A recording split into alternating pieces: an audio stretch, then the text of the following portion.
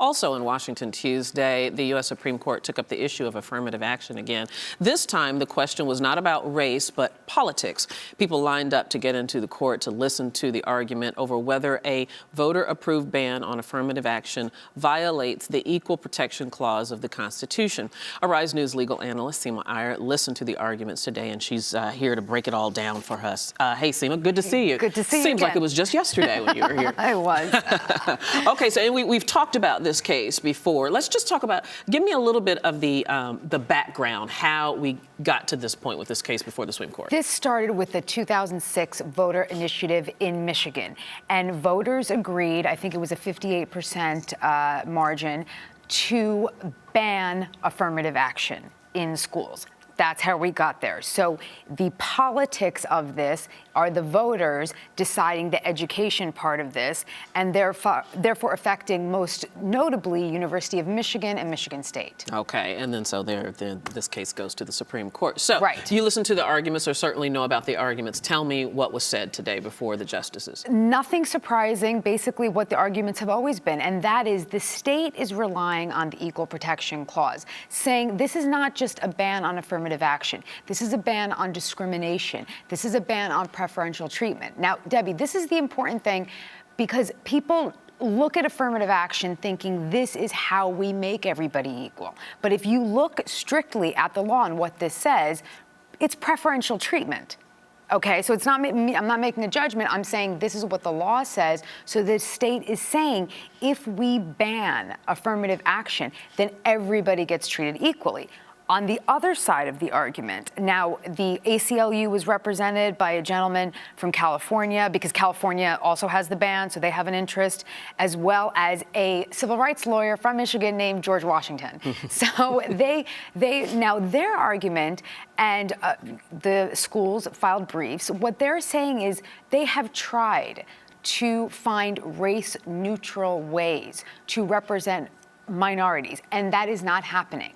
Now, the other interesting part, and jump in. So well, you know, I do want to jump in and say this, because this is just the knee-jerk reaction of the African-American woman in me when you say that this law is preferential treatment, but it's based on a history of institutional and systematic discrimination. And that I just had to get that out. And I'm glad you did, because again, this is such a political issue, and it's not. See, that's the problem. Affirmative action is a policy issue. It's a political issue, and it should be decided separately. This case should not be brought under equal protection, because if you read the law, equal protection, then you lose this case. Okay. That's the problem. Okay. Because of the politics. Got it. Got it. Now, we can tell a lot about how the court might rule at the end of the session by the questions that are asked. What was asked of the attorneys here today? So many of the questions revolved around whether they can achieve these race-neutral ways, whether minorities can be represented.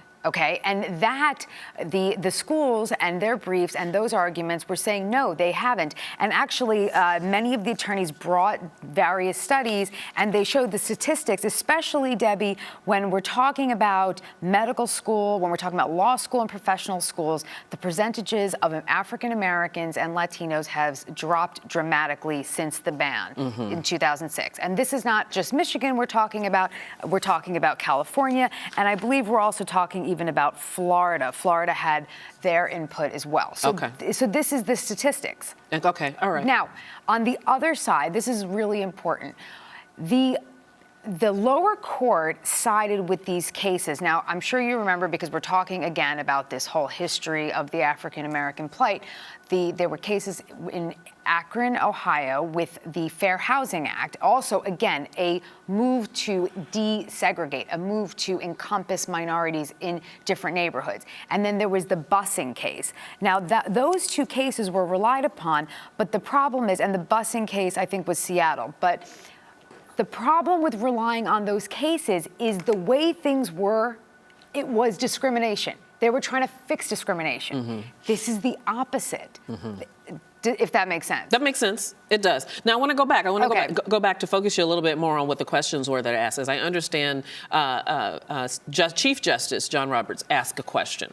Can you tell us about that question? Yeah, so at some point he says, is it unreasonable for the state to say, look, race is a lightning rod. So why don't we say we want you to do everything you can without having racial preferences?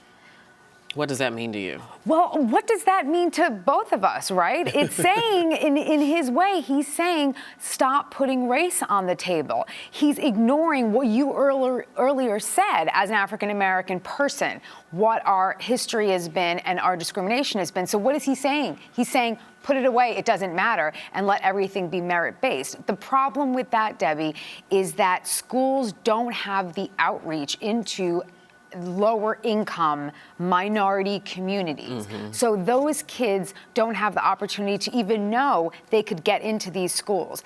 Forget about, no one's getting in just because you're Black or Latino, but you have to be able to have that awareness that you could go to this school by having that space. Can you kind of, just based on the arguments that were presented today and the questions and the comments that were made, like this one from Chief Roberts, what the decision might be? I think they're going to uphold the ban on affirmative action. And here is why. The lower court, the Sixth, it was the Sixth Circuit of Appeals, they divided on party lines. 8 Democrats, 7 Republicans. Now, this court, it looks like they're doing the exact same thing. You have Kennedy, who's always the swing vote, who's still, we're not sure which way he's going to go. And with the other conservative judges, Scalia, Roberts, Alito, they're all on one side. Breyer looks to be like we're still not sure where he's going to go. And there have been cases in the past where Justice Breyer, not as much of a swing vote as Kennedy, but sometimes he's gone both ways. Don't laugh at that. So, and then of course we have Justice Sotomayor and Justice Ruth Bader Ginsburg. They're obviously opposed. They're big proponents of affirmative action. And another issue is Justice Kagan had to recuse herself because she was a Solicitor General in 2009, 2010. So she's not going to be. So it's a numbers game at this point, right? Yeah. Because now you're talking about 4-2, and then we have 2 undecided. 2 undecided, yeah. Right. Yeah. So it could go. What happens if those 2 undecideds go on the oppose and it's a tie? What happens? If it is a tie, they're going to have to at least re-argue it, or there's no decision made. No decision at that point, right? And the other last thing that's super important about this case is that not only can the judges decide on Chouette and this case alone, just Michigan. Yes. The judges can create law that will change the rest of this country, and that will change the states. There's only 7 or 8 states that have bans on affirmative actions, and then there are so many places that don't. And this could change everything for everybody. Something to keep our eye on. All right, Seema, thank you very much. Thanks. I understood most of what you said. See you later.